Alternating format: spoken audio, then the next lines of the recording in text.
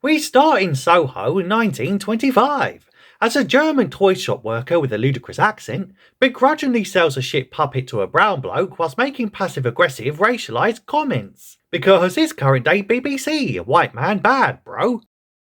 Anyway, said brown bloke takes a puppet back to his boss to use in his experiments. And turns out John Logie Baird has just invented the television using a racist crowd's dodgy puppet. For some shit. After the opening titles, David Tennant turns up again, supposedly playing the 14th Doctor despite looking, sounding and acting exactly like the 10th because reasons. And asks a random bloke why he was trying to pick a fight with an oncoming car just because he can't drive and totally resents his taxes paying for public infrastructure and stuff. And the doc just can't believe a middle-aged gammon who presumably cycles everywhere would think he owns the roads. But suddenly, he's surrounded by a squadron of unit soldiers and waved at by Jacob Rees-Mogg. Whoops, I meant a creepy weirdo in a top hat. Once arriving at Unit HQ with his ginger companion Donna Noble, he meets a gender-flipped Ironside cosplayer and also Kate Lethbridge Stewart, aka the daughter of his old mate Brigadier Lethbridge Stewart back in the day, and who now heads up the Alien Defence Force what swore to protect London from illegal aliens, but are clearly failing at doing their one job if the recent government stats are anything to go by. Anyway, the Doctor soon reunites with another old mate called Melanie, a former companion what he used to time travel with before he was a skinny handsome bloke in a three-piece suit and was just a short cranky Scot what loved styling himself like a fucking Batman villain. And although she seems kind of jealous that her old mate, what she abandoned like yesterday's turd, had the cheek to just replace her with another annoying redhead, the wheelchair scientist lady, what the cameraman seems to have accidentally caught doing an Andy Pipkin in the corner, reveals that the entire world is being driven mad by a strange melody in their heads, and now every single human on the planet thinks they're right and won't be told otherwise. So naturally, the Doctor tries to work out how to stop everyone on Earth becoming Piers Morgan or a typical unhinged Reddit mod. But luckily, everyone in this room is A-OK, and totally immune from the Piers Morgan madness due to a small arm sticker called the Z-Dex, which keeps the brain calm against a super annoying classical tune what everyone keeps hearing in their noggin. And to prove it, the supposedly disabled scientist lady promptly disables Kate's Z-Dex, and causing her to become an insufferable and argumentative know-it-all, aka a typical woman. Anyway, after such a display of inarguable science, the Doctor then realises it's not a musical note at all, but in fact some sort of 7-octave giggle laugh that's been buried deep in all broadcasts since the dawn of TV. For some shit. Cause turns out that Logie Baird's puppet fella has sneaked into people's subconscious brains for decades and subliminally laid dormant in every single television screen. Kinda like Bradley Walsh or Stephen Mulhern, who seem to be on every fucking show and channel these days. So naturally, the Doc authorises this chief unit bird to blow up an international satellite to stop global transmission, given it's now made the world 100% connected and literally terminally online. And after making some time to catch up with Mel, whilst hilariously also looking as uninterested as me in her boring ass backstory, the Doc asked the local benefits chief what the date was of the first broadcast of that puppet fella, what eventually turned everyone into batshit crazy Mogadons 98 years later. And after using the TARDIS to travel back to the 20s, and also ignoring Donna waffling on about him not opening up more about his recent tragic experiences since they've been apart, he soon meets a juggling German, what promptly makes the Doctor clutch his balls. It is steady. And shockingly, he seems to know all about these two dopes, because he's apparently a modern version of that naughty toy maker villain what the first Doctor faced off with in the 1960s, back when the baddie was known as a celestial toy maker and the BBC was super based, and didn't give a rat's arse about no stinking cultural appropriation or potential complaints when they originally dressed him up in Chinese garb for some reason. And even though the Doctor defeated this supreme being supposedly bound by the rules of contest at his very own game and subsequently banished him all those years ago, the racist shop worker, what loves making toys and also doing naughty microaggressions against innocent minority members of the human race, has somehow found his way back to our reality because reasons. Anyway, they soon get trapped in an endless maze of empty rooms and hallways, cause the toy maker fella, what now seems to have a British and American accent also because reasons, is some sort of timeless entity, and from a realm what isn't bound by the pesky laws of physics.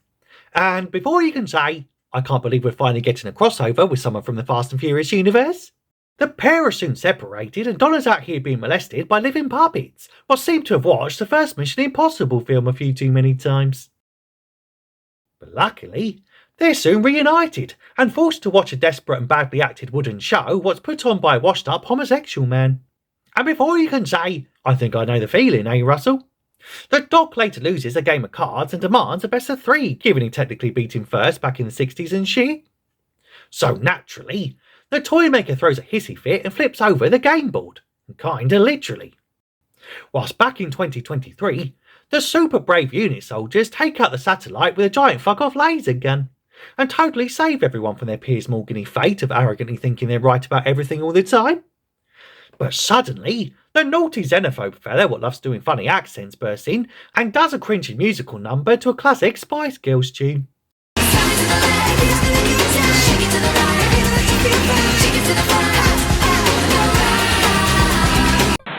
And before you can say, can someone please spice up this show by actually making it good again? He spices up the room by throwing around a pair of postmenopausal women and then leaving loads of litter all over the gaff. And the Doctor just can't believe his naughty arch nemesis did a musical sneak attack and also a cringy dance to the tune of a top 10 pop hit. Even though the Master did pretty much the exact same thing this time last year in the 13th Doctor's finale. Oh, good lord! And the scientist lady then asks him how all this was even possible.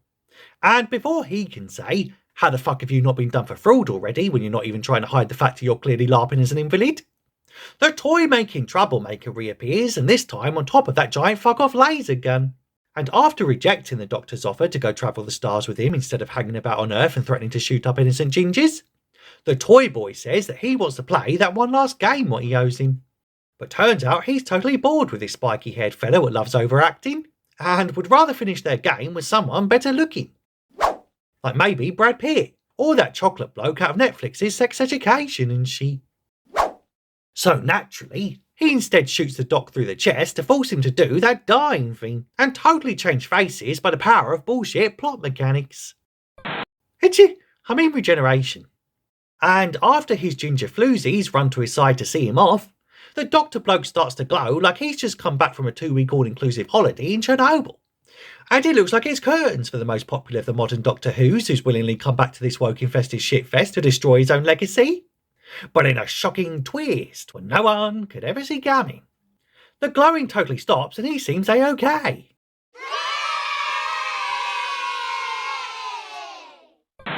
Well, until he suddenly asks Donna to pull, but doesn't say on what.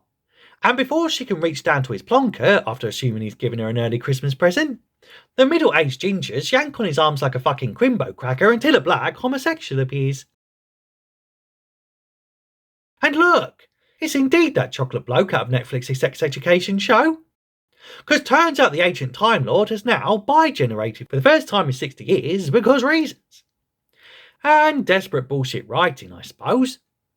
And before I can say, why was he born with a shirt and shoes but no frickin' trousers?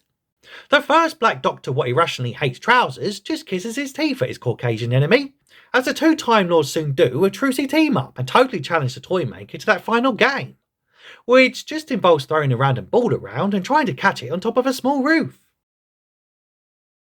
And after they totally save the day by just getting lucky whilst a patronising camp bloke literally drops the ball, and no, I ain't referring to Russell T Davies on this occasion, they banish him into a small box after unfairly subjecting the human race to mental torture. What wasn't even a game with set rules, so how could they even have a chance of winning in the first place? Before the Doc hugs and kisses himself only minutes after meeting his own clone. Well, who wouldn't? Later, they try to work out who's going to get control of the house now they've literally divorced. So naturally, the ethnic minority Doctor immediately turns to violence and smacks the 7 shades of shit out of the poor TARDIS and somehow knocks a new one out of it. Damn!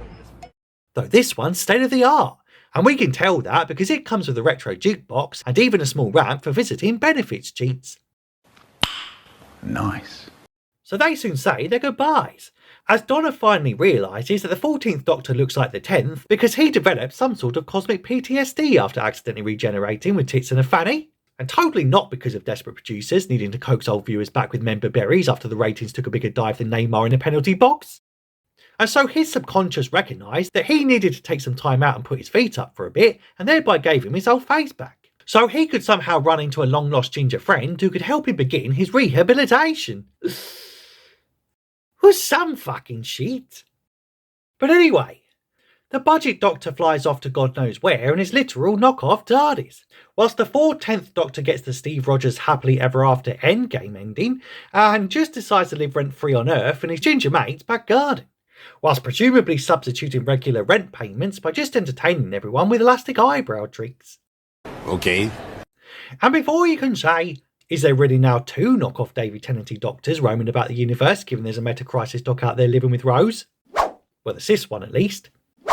And now the 14th Doctor shacking up with Donna in an all-inclusive family. We end with the phony fakey 15th Doctor, as played by Nkuti Gatwa,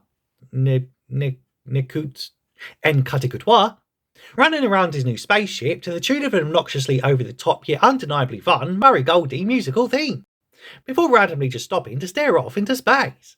Cause I guess this incarnation of the Doctor has ADHD and is easily distracted by shiny lights.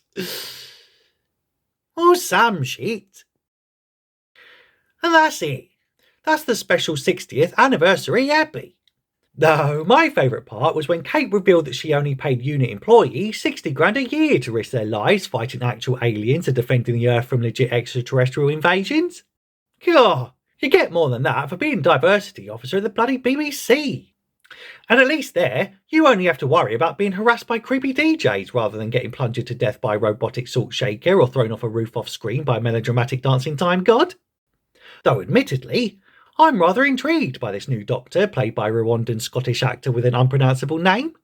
And I guess this new fella really loved what Neil Patrick Harris did with the toy maker in this eppy, given his own accent is all over the place and barely comprehensible too.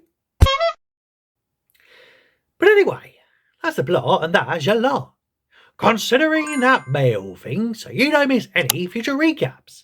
Tell me if you like this special epi, and also if you're looking forward to the next series of upcoming libtard nonsense in the comments if you have time, and I'll regenerate with you in the next one.